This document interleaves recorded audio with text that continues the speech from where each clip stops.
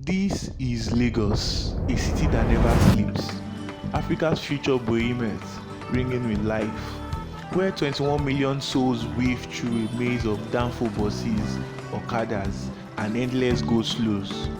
The city hums with ambition, chaos, and dreams, but beneath it all, silence. No tunnels, no rumble, no subways. As cities across the world move underground to beat the crush of urban life, Africa's mega cities remain on the surface.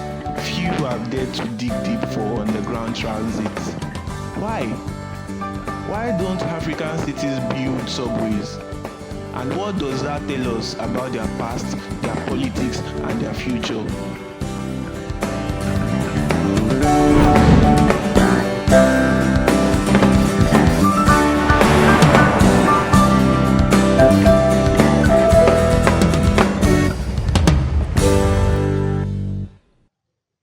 To understand the absence, we need to start at the root. In the late 18th century, Africa was carved up at the Berlin Conference. Its cities reimagined for extraction, not expansion. Colonial regimes built cities to serve imperial agendas, not the people living in them. Infrastructures were concentrated in white-only zones. Roads were laid not to connect people, but to move goods to ports. Rail lines served mines and plantations, not communities. And subways, well, that level of investment was never part of the plan. Despite colonial restrictions, African cities grew fast, but they grew without structure. Post-independence, governments inherit cities deliberately underdeveloped. Most poured resources into highways and roads, symbol of progress, while ignoring mass transit systems. Over time, informalities became the operating system. And now, the cost of building underground is not just financial, it is political, spatial, and deeply historical. Only one African city dared to dig deep. Cairo broke the mold. In 1987, under Hosni Mubarak, Egypt opened the continent's first and still most extensive subway system. It was a statement, a symbol of modernity. Today, Cairo's metro now 3 lines, stretching 107 kilometers, carrying nearly 4 million riders daily. A project steeped in national pride. It mirrors Egypt's centralized governance and a legacy of monumental state projects, where infrastructure is power made visible. Foreign loans and low labor costs helped build it, but decades of pollution and overuse strains the system. Still, Cairo's metro is a symbol of a city that values heritage and modernity on the ground. But that success never echoed across the continent. Elsewhere in Africa, rail means something else entirely. Freight lines between mining towns and ports. Passenger infrastructure was neglected, and the idea of urban mass transit, especially underground, remains a distant dream. Even as population exploded, even as traffic choked entire cities, governments hesitated. The reason? Not just budgetary, though subways are notoriously expensive, but it's also political, cultural, and logistical. In many cities, the groundwork, literally and figuratively, was never laid. No centralized planning, no reliable maps of underground utilities, no zoning clarity, no continuity of leadership. Lagos, Nigeria's economic engine. Over 21 million people and counting. A city growing at nearly 6% a year, faster than the infrastructure meant to hold it. Yeah, traffic isn't just a problem, it is a lifestyle. Locals call it go slow. 3 hours to commute around the city. Normal. In 2023, the Lagos Blue Line finally opened. A 27-kilometer light rail, decades in the making. It cost $1.2 billion. Compare that to Ethiopia's 34-kilometer light rail in Addis Ababa, built in just 3 years for less than that price. So why the difference? Lagos is complicated. Its people are resilient, adapting through informal transport network, building life around chaos. But this culture of making do conceals a deeper issue. Planning isn't just weak, it is fragmented. You see, there's one invisible problem. Lagos has no centralized water system. Everyone drills borehole, everywhere, anywhere, anytime. A tunnel boring machine would destroy homes of this personal water line. It is not just digging a subway, it is disrupting a city stitched together by necessity, not design. And then there is politics. Since Nigeria's capital moved to Abuja in 1991, Lagos has faced tension with the federal government, especially over infrastructure funding. Subways don't win votes quickly. Roads do. They are visible, ribbon cuttable, easy to plaster around political billboards. Lagosians spend half of their life in traffic. A subway, it is a dream we don't even have. Lagos growth outpaces plans. Subways need political will, not just money. For Lagos and the city like it across Africa, this isn't just about trains. It is about history. It is about power. It is about whether African cities can design futures as bold as people who live in them. Lagos Metro dreams began decades ago. In 1983, the Jakande administration envisioned a subway, bold and ambitious. But in 1985, political upheavals crushed those plans, leaving a $78 million vision unfinished.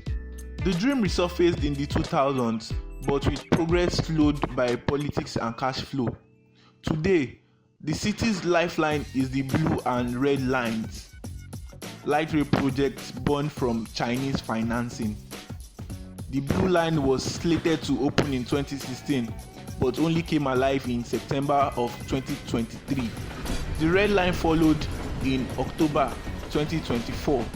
Though limited, these lines are the continent's busiest inner city rail service. In 4 months, the blue line carried over 500,000 passengers, proof of massive pent-up demand. But the reality on ground is complex. Riding a train means comfort and speed, a welcome break from Lagos traffic. Yet, the fare around 3,000 naira for 30 minutes is double that of a Danfo bus. For many Lagosians, it is a luxury, not a necessity, and infrastructural gaps remains. Take Ikeja station near the airport. No affordable shuttle buses connect commuters for last mile travel. Lagos Metro is a start, but a far cry from a full network. A city of millions still searching for a transit system that moves everyone. Africa's megacity pulls with life and ambitions for modern transit. Yet, each city tells a different story about why subways and rail network remains rare beneath their streets. In 2015, Addis Ababa launched Africa's first modern light rail, built with Chinese loan in just 3 years. But the system struggles. Only a fraction of the train runs reliably. Critics say it was a political project rushed without proper planning, bound to fail without maintenance. Addis top-down government and desire to showcase modernity clashed with local realities, exposing the limit of foreign-funded infrastructure without grassroots buy-in. Abidjan, West Africa's economic hub, announced the metro in 2015, delayed repeatedly, now costing over 1.4 billion euros for 37 kilometers. Political instability and complex geography inflate costs. Like Lagos, informal transport thrives, reflecting a survivalist urban culture that challenges formal planning. French funding anchors the project, but economic focus remains on ports, leaving rail's development trailing. Johannesburg's sprawling apartheid legacy meant no metro. In 2010, the GAL train launched, linking the airport to key business hubs, part of a World Cup showcase. But ridership lags and costs soared. A recent report warns expansions ignore declining demand, spotlighting the tension between prestige projects and practical transit needs. Algiers, a city of layers, history stacked atop history, from Ottoman Kagbas to French colonial boulevards. And beneath it all, a metro. Quiet, efficient, unexpected. This is Algiers Metro, Africa's second true subway.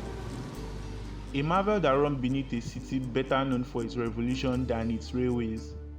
First conceived in the 1970s, construction began in 1982, but politics had other plans. Civil war halted progress for over a decade. It wasn't until 2011 that Algiers Metro finally opened its doors. Backed by oil wealth and built with international help, Algiers now has 19 stations and counting.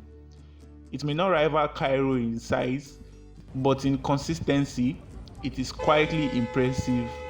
Fully automated, efficient, the Algiers Metro is a rare example of what happens when planning, political will, and funding actually aligns.